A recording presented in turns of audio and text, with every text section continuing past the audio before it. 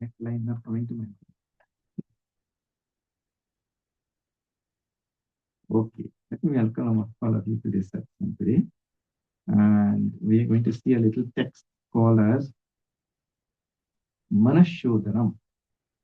A very, very important text. Text is composed by Pujya Guruji, Swami Tejomayanji. Has anybody heard this text before? Yeah, you heard before? All right. So let me start by telling you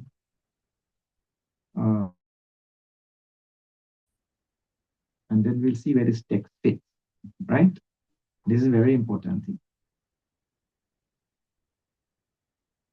Now, you would have heard so many times about the nature of Paramatma in the Upanishad. Paramatma in the Upanishad, sometimes called Ishvara and all that, whatever we call, right, is Sarva Vyapi. You have heard this? Sarva Vyapi. Sarva Vyapi means all pervasive, right? But when we say all pervasive in Sanatan Dharma, I think we mean something else from when the other religions say all pervasive. Now I want you to think of, usually we just read these words or we hear these words and we don't do vichar on these words. Now let me just see. This thing is taking up some space. It's taking up this much space. And so charger is there. Also taking up some space. So now when we say Paramatma is all pervasive, this space is already occupied by this object, and this space is occupied by this object. So does Paramatma exist in that space also?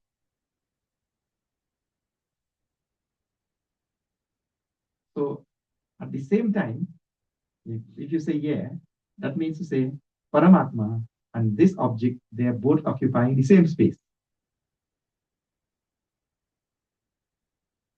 You see, we usually don't think about it. In other religions, what they say, this space is already occupied by this object. And this space is already occupied by this object. So there's some remaining space here, right? Other remaining space. जो बाकी है, they say Paramatma is in that space.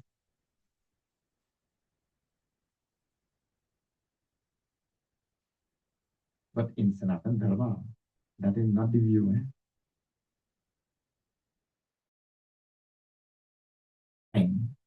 From the 11th chapter of Bhagavad Gita,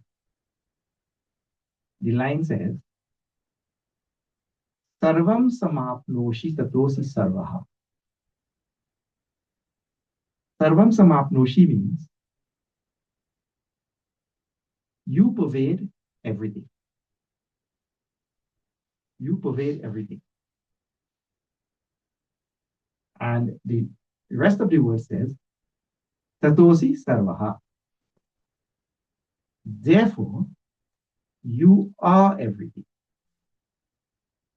So when we speak about sarva vyapitvam in Vedanta, we mean to say not merely that Paramatma is in the remaining space, but Paramatma is in every iota of this thing also. And not only that, the line which I just quoted for you from Gita says, not only is he in every iota of this thing, he is this thing. That is the meaning of Sarva Vyapitvam in Sanatana Dharma.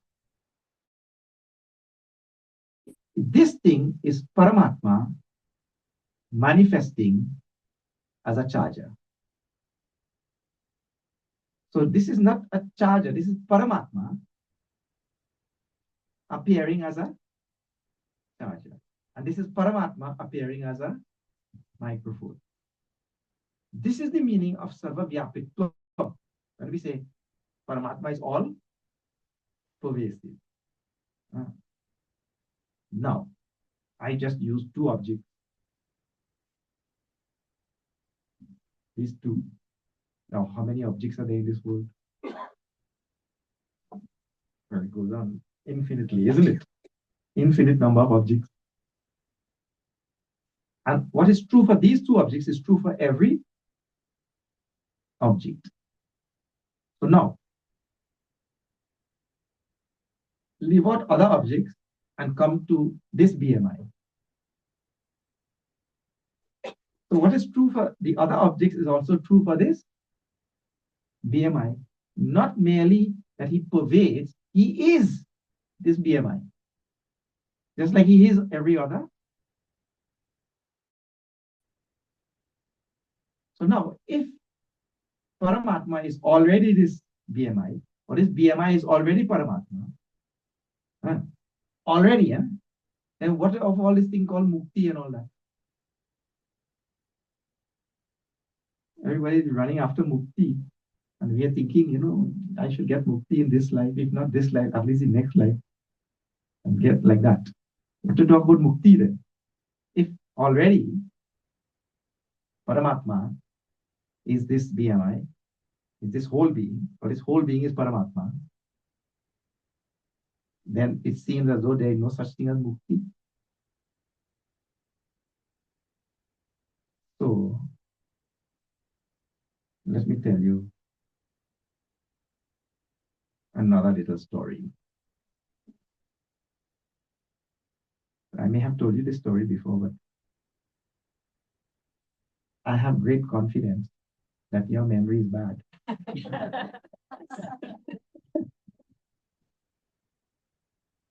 So, I can tell it again, there was one fellow who took himself or mistook himself because perhaps of some psychological problem. He mistook himself for a cat.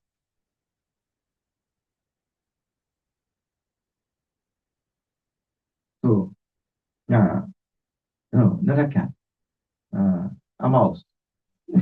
Yeah. He mistook himself for a mouse. So, when a mouse sees a cat, the mouse runs away.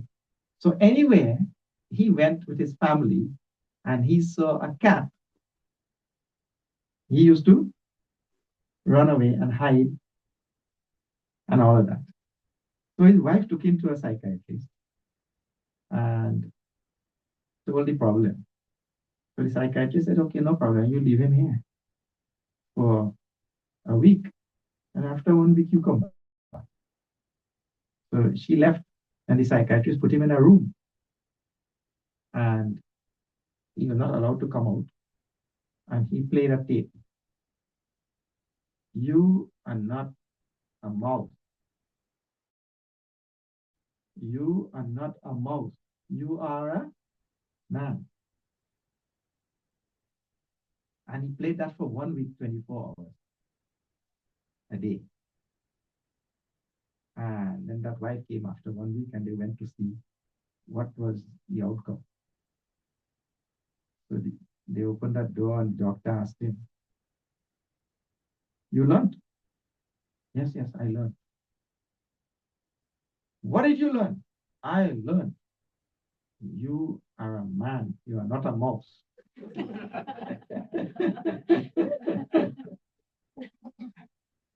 Pointing to the doctor.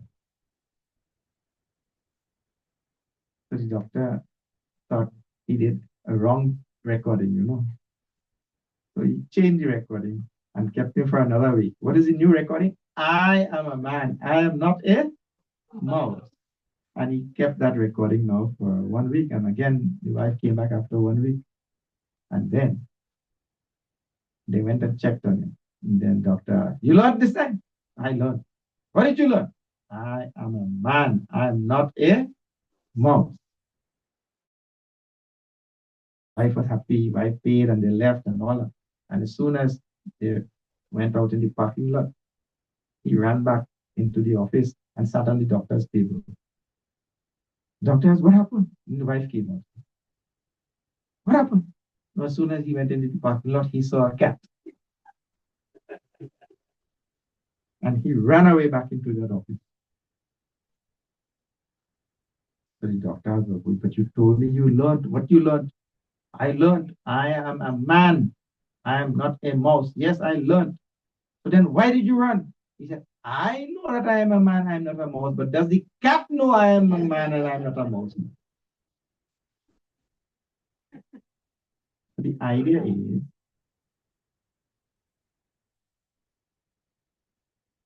it is quite possible for a person, a human being, to take themselves to be something other than what they are. Actually, this is not an uncommon thing. You please see, this is not uncommon. This happens all the time.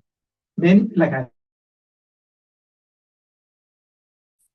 they may not be nice.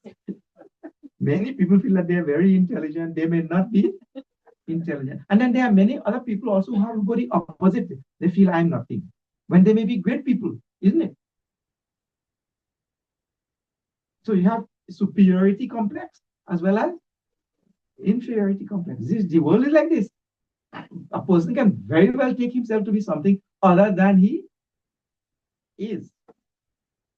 But the reason why I'm telling this all story, I brought up this point because I'm trying to make a point. And the idea is, yes, this is Paramatma and every other thing is Paramatma. But this is Paramatma thinking that he is finite, he is born at one time, and he has birthday, and he will die at one time. This is Paramatma thinking that I am powerless, I am limited, I am weak, I am unconnected, I'm not connected with any of you. This is Paramatma thinking like that. So, I have to attain mukti or I have to reach anywhere. When you will reach? Paramatma is already pervading everything. There's no place to reach or go or achieve. Nothing to achieve also. I am already Paramatma. How you achieve something which you already are. There is no such thing as I am achieved. That is why mukti in Sanskrit, the other Sanskrit description for mukti is called as praptasya prapti. This is Sanskrit terminology. Bhagavan Shankaracharya gives very nicely. What is that? The wife and the husband, they are getting ready to go to some marriage ceremony somewhere. And they're dressing and all of that. And she is already dressed and put on a gold necklace and all. And then something would have happened and she forgot. And then she went looking for the gold necklace everywhere. So when she couldn't find it, she went and asked her husband, have you seen? Husband said, what are you wearing? Then only she looked down and found that she is already wearing it. Now, when such a thing happens, can you say that she got it? No, she didn't get it. She already had it. There's no, she didn't get anything. So she just realized that it is, I already have it. Mukti is exactly like this. It is nothing to get. It is to realize that I'm already mukta. There's no getting or no going anywhere, no reaching or nothing. It is to just realize, I am mukta. Paramatma has not left me. I have not left Paramatma. I cannot leave Paramatma. I've always been one with Paramatma. And I've always been one with every single thing in this whole universe. Because Sarvam Samapnoshi Tatosi Sarvaha. Paramatma is everything. Right. Now, I just told you the fundamental of Advaita of the Upanishad. That is in a nutshell what it is all about. Huh? Now, the question that will arise from there is, Acha, theek hai. I am Paramatma, but I am all the time Dukhi. Hmm? And Paramatma is Satit. And I am all the time Dukhi. Then how it is? How is this? So I'm telling you, this is Paramatma taking himself to be finite. You see, Paramatma is Sarvashaktiman, Sarvagnya, Sarvavyapi. I am Alpashaktiman, Alpagnya, Alpavyapi. So Paramatma is like that, but thinking himself to be something else, like that. And that thinking is surrounded and buttressed and supported by and perpetuated by a number of other things. In other words, that thinking will not cease until we get rid of all these other things. These other things are called as impurities, and in different groups, impurities. So unless and until we really work on removing those impurities, like when a mirror is covered with dirt or something, and I look in that mirror, I can't see myself. But if I slowly remove those impurities, I'll be able to see myself. In the very same way, I have so many impurities in this antakarana, and only when I remove those impurities, then I'll realize, I am Paramatma, nothing else. My nature is Sat Chit Ananda. I have never been anything else. I was just on this dream-like journey. That's why the scriptures, so many times, it is this world is considered to be like a dream. Bhagavan Shiva is telling to Parvati Ji in Ramayana also.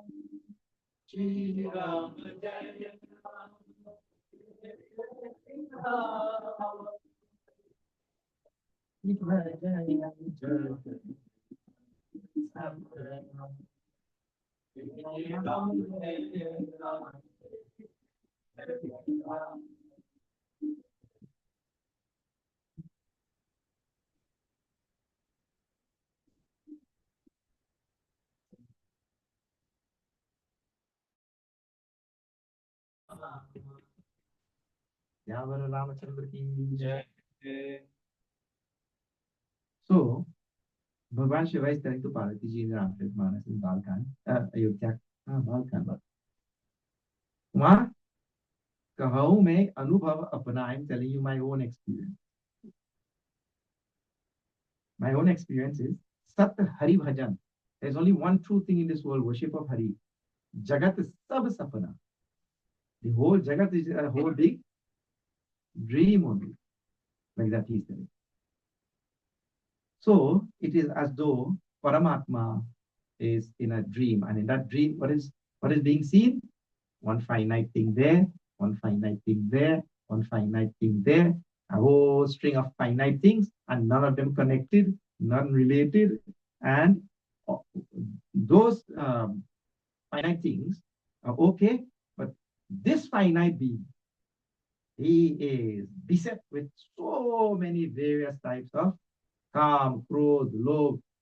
In Bhagavad Gita, he is cast in between what we call as the pairs of opposite. And so it's side to this side to this side. You have all heard now?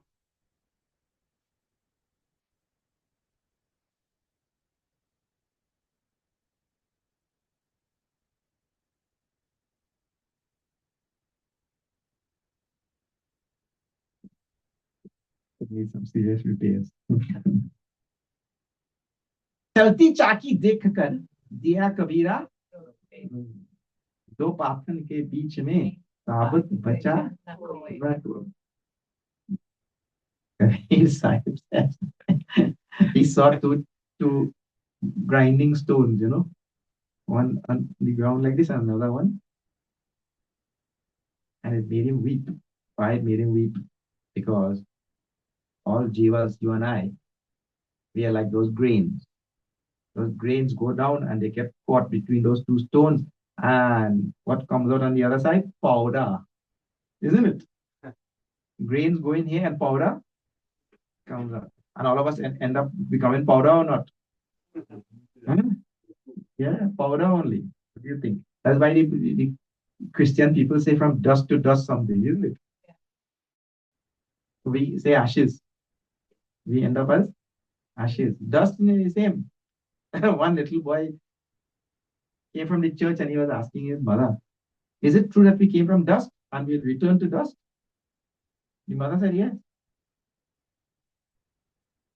He said, well, I just looked under the bed and either somebody is coming or they're going. Under the bed full of dust.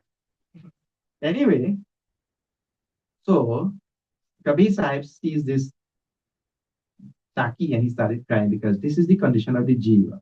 We are caught between the pairs of opposite. And you'll see in the same person, he'll have love, but he'll have hate also. Same person will have anger, and same person will have peace. Same person will have what we call so much of compassion, and the same person he will have so much of malice and all the other things and the other same. So this jiva keeps like this. And the teaching of Sanatana Dharma is very sometimes in dharma and sometimes in adharma. And I'm telling you, please see, even if you feel that you're so dharmic and so good and all of that sort of thing, all of us are also engaged in adharma. You cannot escape adharma. As long as we live in this realm and we are engaged in dharma, we cannot escape adharma. But what we have to do, we have to stay on the side of dharma, stay on the side of dharma, stay on the side of dharma, and in the end, sarva dharman parityajya mamekam sharanam bhaja. We have to cast out both dharma and adharma also, eventually.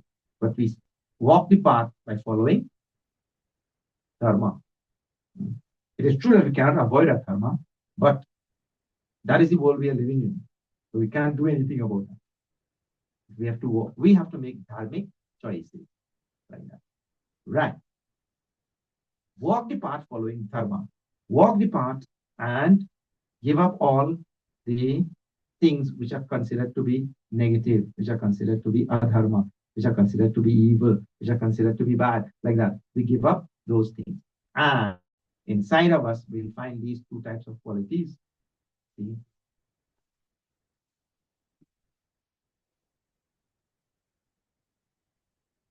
Sumati kumati sabati urrahani Shri Ram Jai Ram Sumati kumati sabati urrahani Shri Ram Jai Ram Jai Ram Jai Puran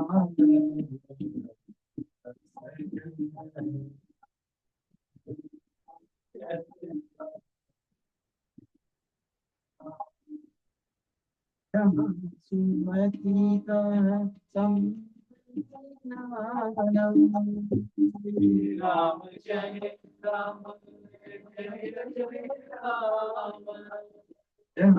Kumatita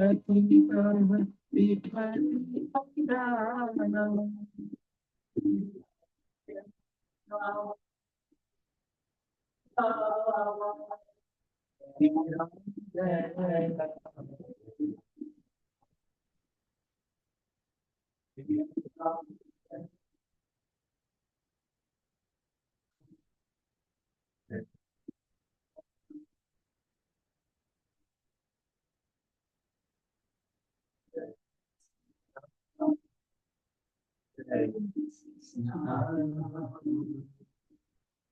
Ramachandra ki Sumati Kumati Sabake Uri.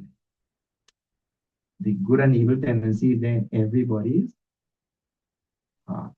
So now I have to just make the right choices, choose the good, because both will spring. Both will spring.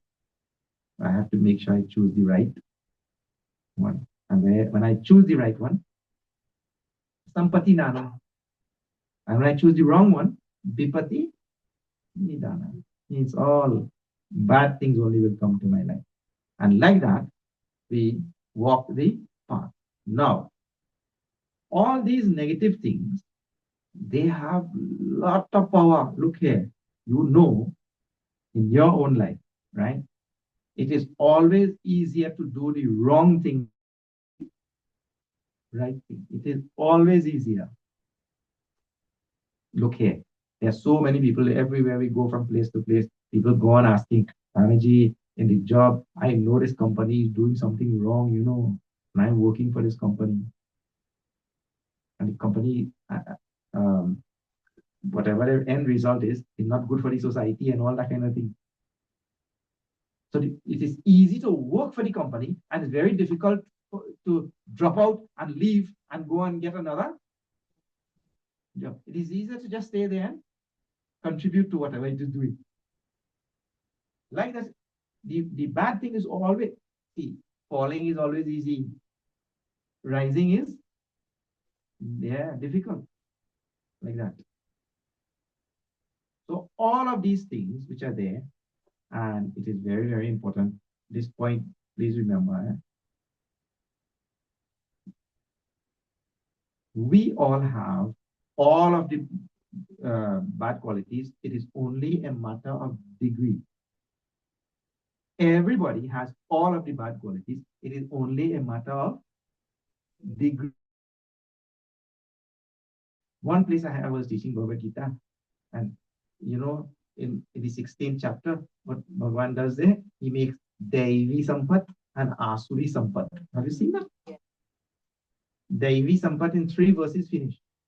Asuri Sampat, 21 verses going in, right? Rest of the whole chapter. Yeah. And you know what one man told me at the end of the chapter when I finished? He said, Swamiji, I know somebody with all these Asuri Sampat. But this is a tendency. That itself is Asuri Sampat. The man who just said that. Because the scripture is not meant for you to see what your neighbor has. The scripture is meant for you to see what you have. Yes. So the Asuri Sampat is there in everybody, and it's just a matter of degrees. And so we have to do good. That's why we have something called introspection.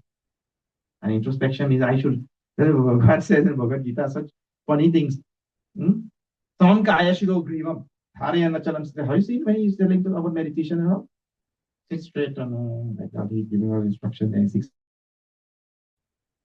Sampreksha nasika gram. Bring your attention to the tip of your nose. And you know what Bhagavan adds at the end? Very nicely. Sampreksha nasika gram swam. You should concentrate on your own nose.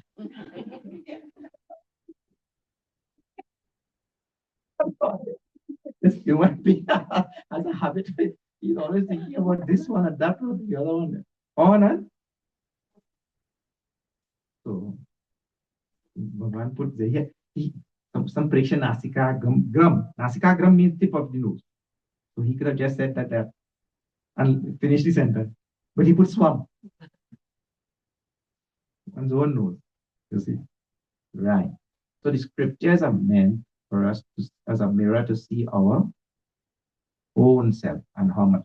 Now, all these negative things, they are called as impurities, and they have 3 groups into which they are put. 3 groups of impurities. And because we have all of these impurities, these groups will come up, I will tell you as we go along. Because we have all of these impurities, there is a text now written by Pujya Guruji called Manah Sodhanam, so that we will be able to remove all of these impurities from our mind. And once impurities are removed, it is like once the cloud is removed, once the wind comes and blows away the cloud, the wind doesn't have to make the sun shine. The sun is already there shining. So once we remove this facade of impurities from the mind and all of that, we don't have to achieve Paramatma or reach Paramatma or any such thing. We'll realize that I was there all the time. I had not gone anywhere. I could not have left Paramatma even for a moment. It's just these impurities have formed a big facade in the mind. And because of that, the mind goes on thinking all sorts of funny things. And I told you, as we go along, we'll see where those impurities of the mind fit in which group and all. Right. Okay. So now, I don't know if you have the text in front of you.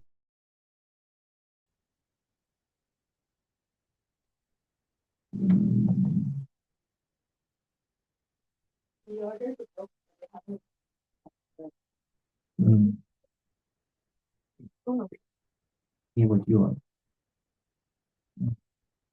If there is some place on Google, you could get first 4 verses. On the internet? No, I have it here. Oh. I'm talking about you all. Oh.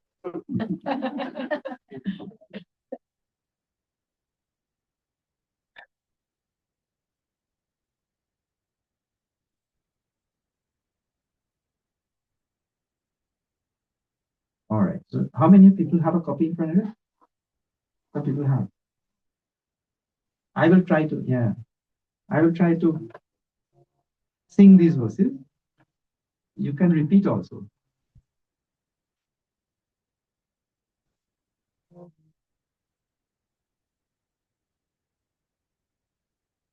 Paramatma Dvayananda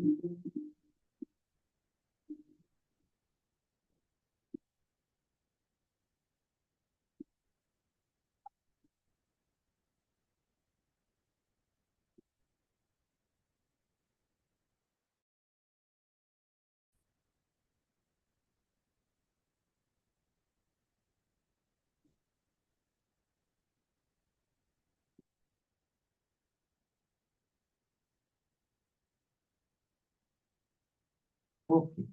Paramatma Dvayananda Sarvabhutasthito Viha. So now this is telling that Advayananda Paramatma is non-dual. Non-dual Paramatma Sarvabhutasthito Viha resides in every single thing and every single being. Every single thing, every single being. And now this comes back to what I was telling you just now. When we say Paramatma is in everything or pervades everything, we mean to say Paramatma is everything. So this is first line. Paramatma Dvayananda. That non-dual Paramatma means one without a second. Advayananda. Advaya means one without a second. So the other way to say that now is there is only one thing in this universe. Two things in the universe. In other words, I have to now start changing my vision about the universe. There are no two things in the universe. There is only one thing. And it is very easy to understand that also from Advaita Vedanta. Now you see this here. We encounter many, many things in this world that are able to take many forms. So I'll give you a simple example. H2O, you know, H2O is water. So water can take a gaseous form, water can take a liquid form, or water can take a solid form, correct? And no matter which form it takes, it's still H2, it doesn't change. So now, here is a very simple example now. One point in this, something which can take we can take more than one form, but at the same time, nothing changes in that thing. That is an amazing feat, isn't it? An amazing feat for an object to take some change in its composition or anything. It is not less water. So I just gave you water can take these three forms. Now you see, you go to a potter's shop where they bring that clay, and from the clay, they make all various types of objects, right? So now the clay the pot maker, he can make a pot, a plate, a spoon. From that clay can carve a dog, an elephant, or anything. Carve out anything from that, right? So whereas you had the water here, which was taking on 3 different forms, now you have clay, which can take on so many other forms. It's countless forms. Not countless literally, but many, many forms. You can take clay and make it like a Play-Doh in the school. How many forms you can make out of that Play-Doh? But even with the clay or the Play-Doh now, those forms also will be limited. So what are 3? The Play-Doh or the clay, they can make many, but still limited. For example, how you do? Take the clay and make happiness. So the clay also has limitation. So what are 3? Clay many, but still limited. But there is one thing in this universe which can take infinite forms. That thing is called as Sat. From the same Sat Chit. Sat can take infinite, even inconceivable forms, which we cannot even dream of. And the easy way to say that, to see that is, we say, this thing exists or not. If it exists, that means it is made up of Sat only. The building block for this is Sat, existence. The building block for the space exists or not? It exists. The building block for the space is also Sat. And the building block for this finger, which is pointing, is also Sat, because the finger exists. Do you know? Just by extension, there is no such thing in this universe as non-existent. Show it to me. Show non-existence. You can show. Who will show? People say, no, Swamiji. Look, right now on my hand, there is the non-existent fruit.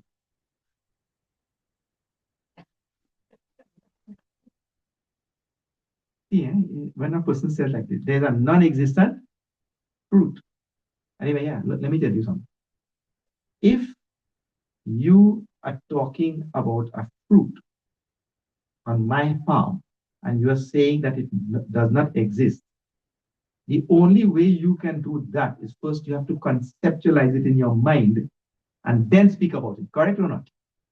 So that non-existent fruit first exists in your mind. In whichever form you conceptualize it, it is there in your mind. Really, there is no such thing as the concept of non-existence also exists.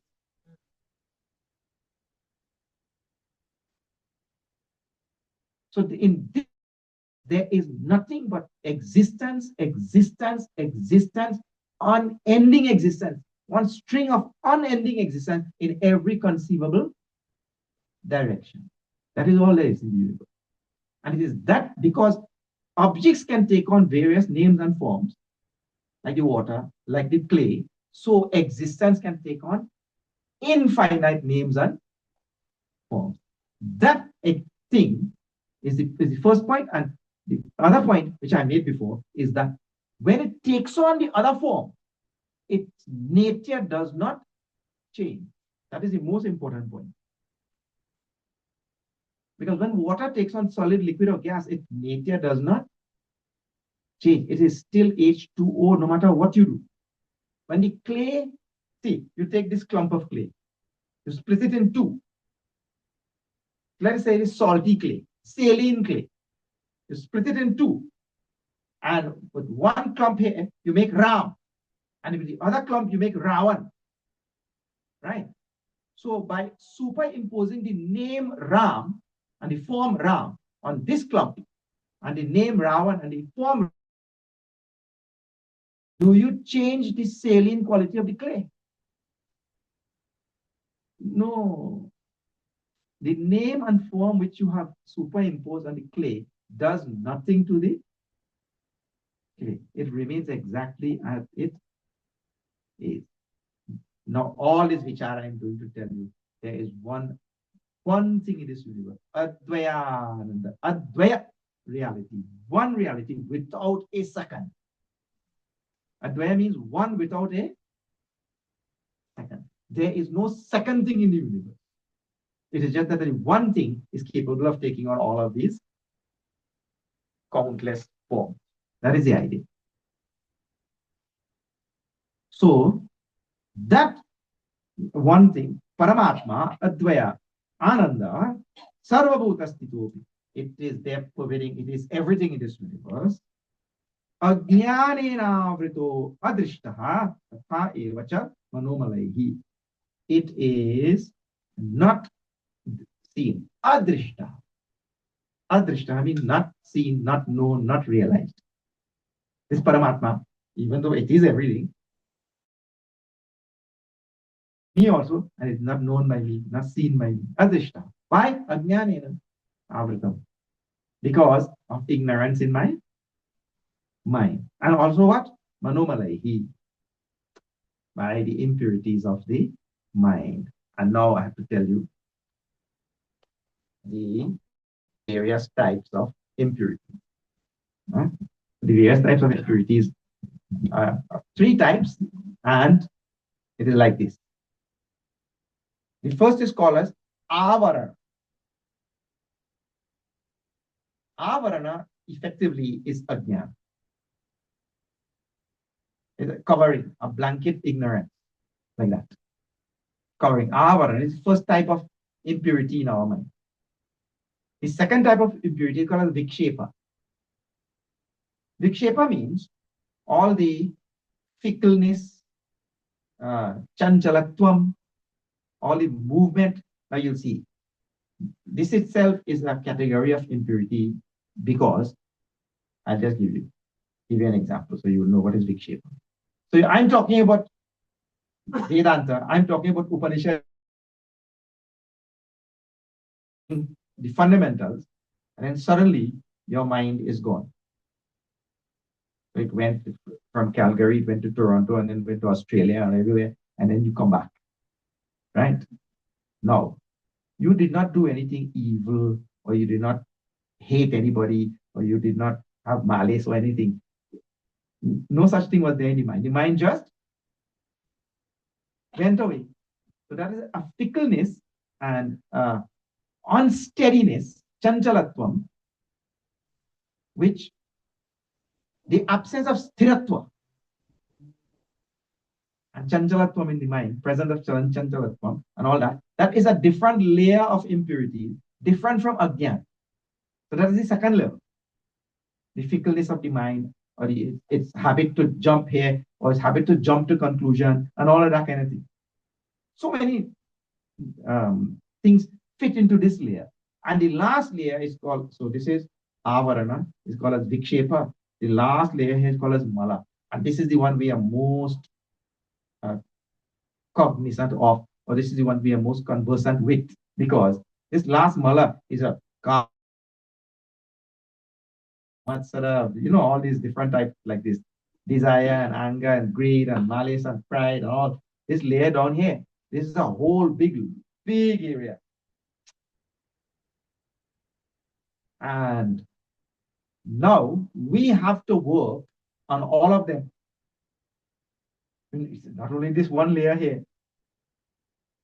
We have to, and it is always easy to, even in school when you go, you learn first A for apple, B for bat. So you learn one letters, A, B, C, D. And then they tell you two-letter words, A and, A, T, at, like that, from one letter to two letters. And then three letters, B, A, T, bat, C, A, T, cat, D, O, G, dog, like that. And then they tell four letters and then big sentences and all. So we have to start like that also. So we have to start in all this layer at the bottom is called as mala. So manomalaihi. So this is the one that we meet every day. And everybody knows. If a line in front of you gets the green light and he doesn't go, then what? Yeah, see, this is Canadian language. Kaya line of so this is there quickly anger comes. What is the matter with this fellow? Why he doesn't move like that? You see? So Mala and now is calm, anger, growth, lobh, mada, moha, matsara. Oh Vapre. The scriptures go on talking about these only because we are all at the beginner stage, we have to make sure that we get rid of. And people go on asking Swamiji, and nowadays new various types of words are coming into the vocabulary. I don't know how, because we don't go out, so we don't know. But we hear from the questions, Swamiji, what should I do what should a person do when they are working in a toxic environment? So we are hearing new terminologies every day. What is that now called? Toxic environment. Bapre. So this is where all the Kam, Krodh, Lobh, Moha, Matsara, all of these things that people meet in their job everywhere, like that. And now how these things have to be dealt with. How, first of all, we have to know. We have to observe. I have Kam, I have Krodh, I have this. Most people in the world, in our heart of hearts, we feel that we are perfect, correct? People have a habit of feeling that they are perfect. And so if I'm not willing to accept that I have these shortcomings, and I told you everybody has only a matter of degrees. It is there in everybody. And one person said, I am very willing to accept all my shortcomings if I had any.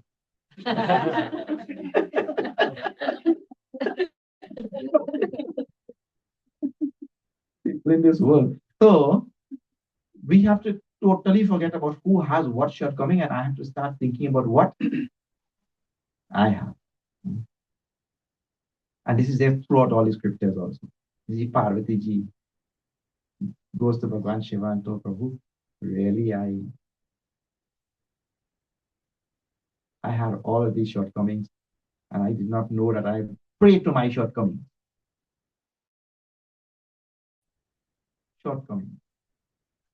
But now I am ready for you to tell me Ramcharitmanas. Because he had told before.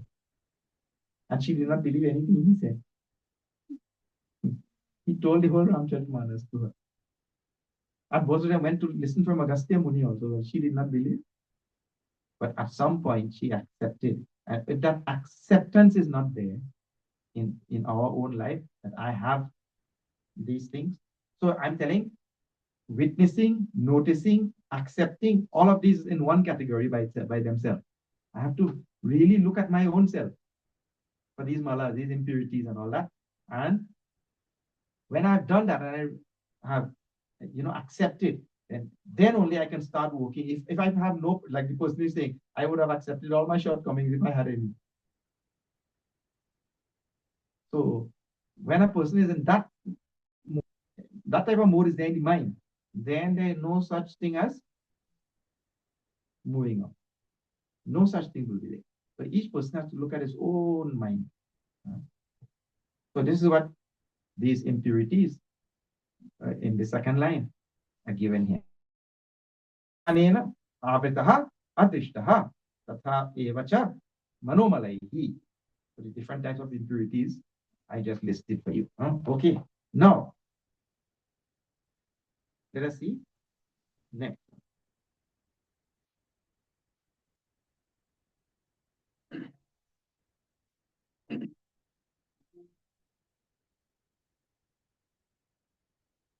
Jnanena tu tadajnane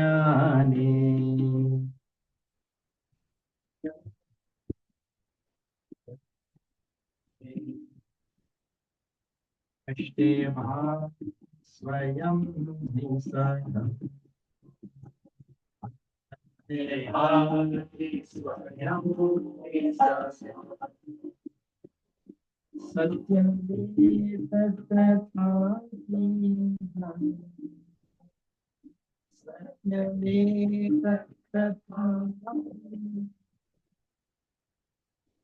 And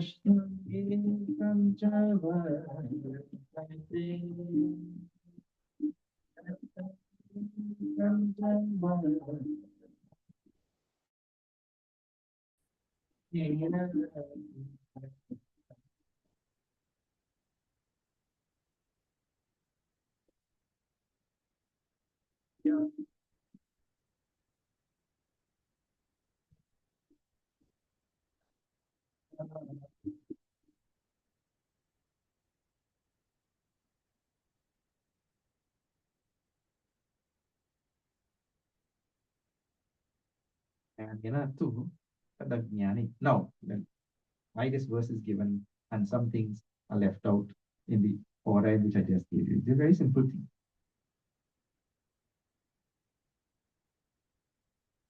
This ajnan, which I put on the first and stuff I told you is avarana, right? And then next vikshepa and then mala. This ajnan is the progenitor, or this avarana is the progenitor of all of them. So if I can remove this ajnan, then I don't have to work on all these mala and what you call kam, krodh, lobh and all of that sort of thing. But you tell me one thing. They go to Lanka, right? And because Ravan has kidnapped Sita Maya and kept her there in Lanka. So they go to Lanka to remove that Ravan. Well, if they had gone to remove Ravan, they could have just done that on the first day and the war would have been over on the first day. But things don't work like that, isn't it? Things don't work like that. What? They had to remove all these foot soldiers with the infantry and all the other people, and how one by one like that. And then that Kumbhakaran, and then that Meghnad, and Atikaya, and all who are there, that upper ranks and all that. And last only Ravan. Because Ravan puts all these fellows in front. And Rakshasas are so many in numbers that they're giving trouble to everybody. So first they have to remove all of them before you get to Ravan. So in the very same way, all this mala, which is so many numbers, they have to be removed first. And then this vikshepa and this avarana last, as Ravan, ignorance, like that. It would be nice if we can get to Ravan first, and then when Ravan is killed, everybody will. Oh, my king died. Just like when Bali was killed. Bali was killed first, and then everybody. Ram Bali Nij Tham Pathawa Nagar Lok Sabha Vyakula Tham. Exact words. Because Bali died. So, if Ravan could be removed like that, it would have been good. Ravan did not kidnap Sita Maya. Sita Maya is Shanti. Our Shanti is kidnapped by ignorance. All of us have no Shanti. And one more thing I talked about Shanti. Shanti, Sukham, and Anandam. All three are exactly same. No different. In Sanskrit language, we have masculine, neuter, and feminine. So in the Bhagavad Gita or in the scriptures, see, Param Shanti Madhigacchati. He reaches to the supreme state of Shanti. That is feminine. Sukham is neuter. Referring to one and the same thing. Genders are used like that in the language. So don't think that they're different things. So our Shanti is kidnapped by Ajnan. That's why we have no Shanti in our life. But if we could remove that Ajnan, Ravan, in the first strike, it would have been good. But then it doesn't happen like that. We have to go and remove all these Rakshasas who they are on the ground, running helter-skelter, fighting like anything. So we have to remove now all these mala, all these kam, krodh, lobh. We have to work on them one by one, like that. And we come with all of them. So, jnanena tu tad ajnane nashte. But eventually, when this Ajnan is removed by Gyan. Right? Ajnan is removed by Gyan, the topmost impurity. Then Bhati Swayam hi Saha. We shine by our own self. We that time we are, I am Sachitananda. I have never been anything else. Like that. Satyam Satyamekam cha vartate. But it means to say, even though this is the truth, it is very difficult for us to grasp it. This is really the truth. This is the reality that my nature is Sachitananda, and I have always been Sachitananda. And now we are saying, if we remove this ajnan by gyan, I will find myself shining by myself. This is what Guruji means to say in that last line. This is easier said than done. That is all. It's easy to say it and easy, you might understand also, but that also doesn't say anything. Understanding it also intellectually doesn't do anything, isn't it? It is like understanding the formula of sugar. If you understand the formula of sugar, or you understand the formula of water is H2O, that doesn't send away your thirst. So, understanding also does. Not that understanding is not necessary. Understanding is necessary. That is also one step. So, first I have to understand, you see.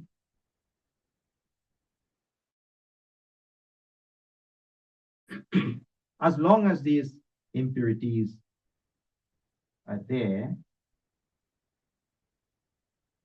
now see, there's a nice gradual build up. Huh? The progenitor of all of them is this ajna. But I cannot get to that ajna to remove that ajna. I first have to deal with these fellows on the bottom. And when I deal with them, then I will develop something called as jignasa, desire for knowledge. And then that knowledge will help to remove this ignorance, like that. So now he speaks about that in verse number 3.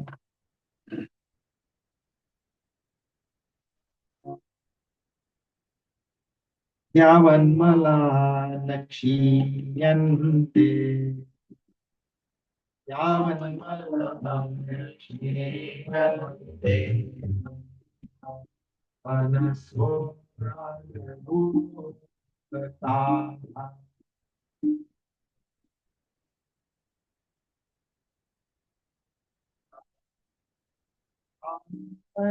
Vaji.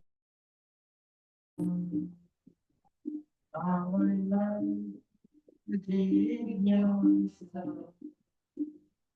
Avantatana jignasa.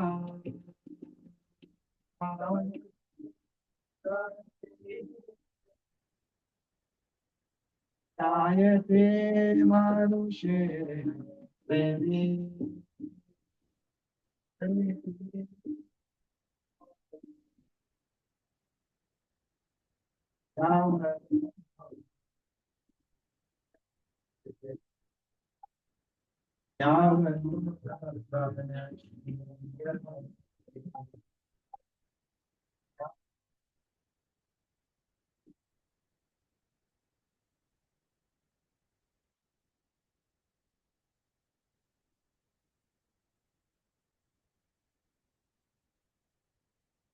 So unless all these mala on the bottom here, malaha is plural.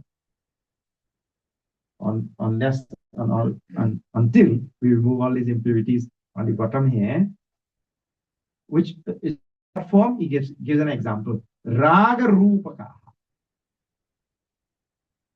Just gives one from this list. Raga Dvesh, we know, na? Like that.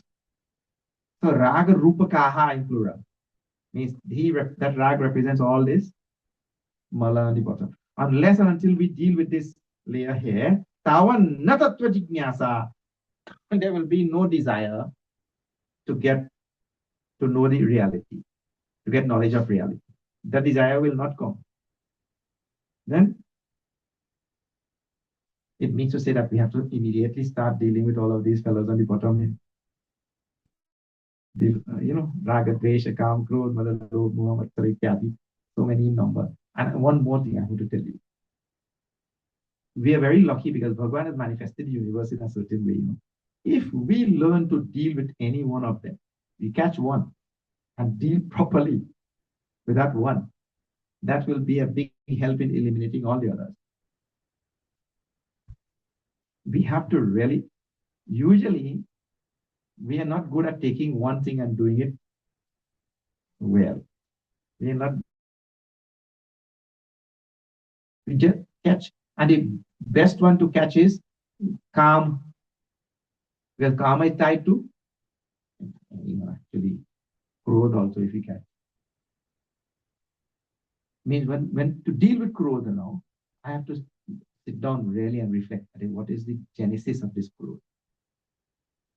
From where does it spring? Why does it spring? All that. If I go on doing it properly, I deal with growth, and we will see that they are all connected also. They have to be connected because the progenitor is one. You see? So they're connected because of that. So any one of them we catch well and deal with it well, the others will be taken care of. So as long as we don't deal with this, a desire for higher knowledge of the tattva, that desire will not come. If the desire does not come, we cannot get that higher knowledge, which will remove the ajnan, which is the highest level of impurity. So if that higher knowledge doesn't come, we cannot remove that impurity, highest impurity, which is ajnan. And we don't remove ajnan.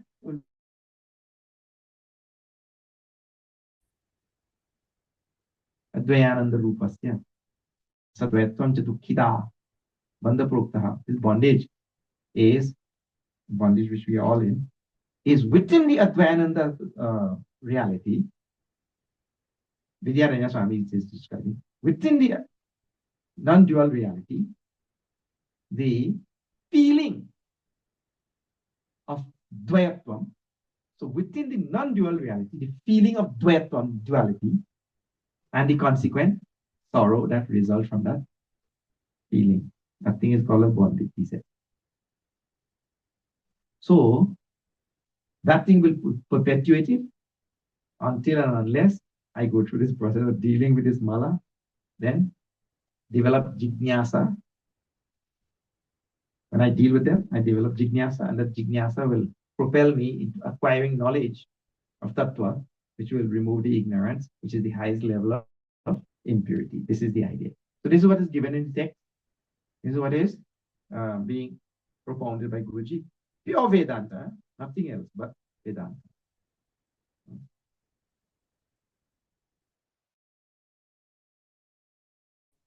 Because of many past life or many lifetimes of effort in this direction. So I told them, in order for me to put any effort here also on the bottom, I have to recognize that I have calm, I have growth, I have low. If I don't recognize, don't accept, don't, like that, nothing will happen. If I think I'm perfect and goody two shoe, and I don't know what all the American language have many phrases. Goody two shoes of languages, there's some phrase. So if I think I'm so good, and in American language, there are many, many phrases for this. What is that one more phrase I heard? I think I'm God's gift to the earth.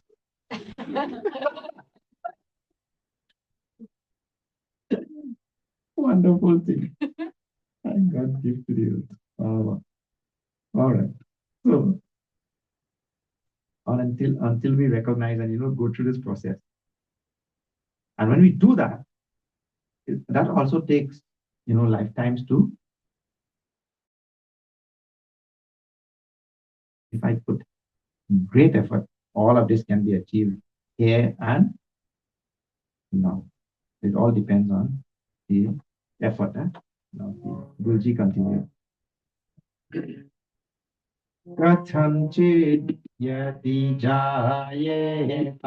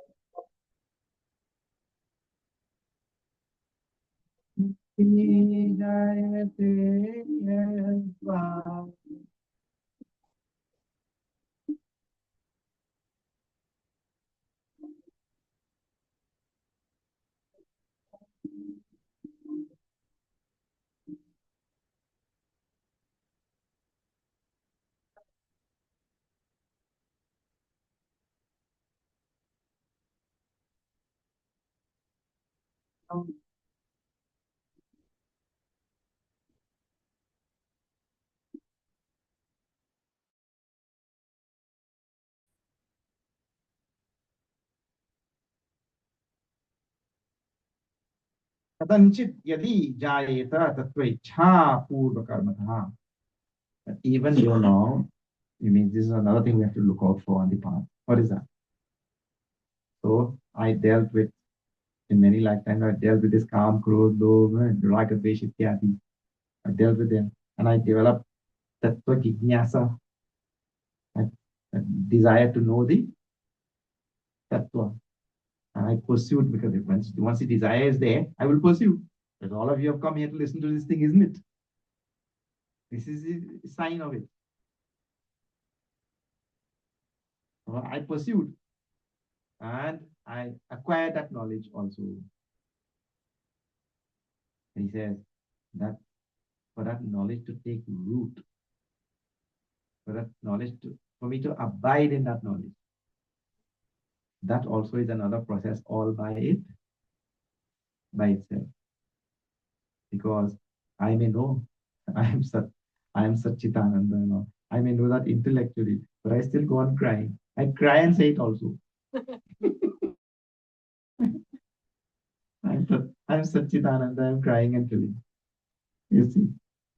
So for the knowledge to take root, or for me to gain an abidance in that knowledge, that itself is another process. And that is why so much of meditation and constant dwelling on that knowledge and all is required. You see? But that is what is laying out the path. This is how we'll have to actually proceed. These are the steps. The last step will be to gain an abidance when nididhyasana, or what you call as meditation, is required. So the mere knowing of something, like for example, somebody shows you how to hit the back stroke in tennis, how to hold that racket, and how to swing your hand and what angle and all this, all science they tell. But just by that fellow showing you, that does not mean to say you have become. Yeah. What has to happen is you have to now take that and track that thing a million times. Perfect, isn't it? Like that. So in the very same way, but this time. Otherwise, people think, no, I went to listen to that Swami, but nothing happened.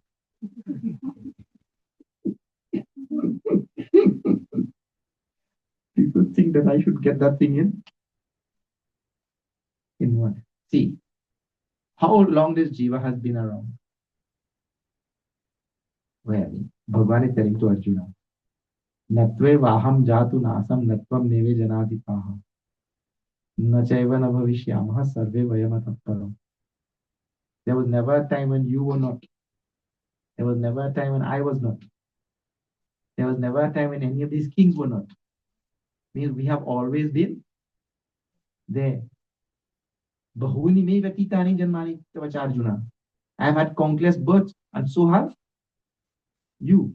Now, if I in countless and literally countless in Sanatana Dharma, we mean literally countless. If I have had countless births, thinking that I am a finite being, countless births thinking that was born and I will die. I have lived countless births thinking I am not connected to you or anything in this universe. I am a person unto myself, unconnected, unrelated with anything.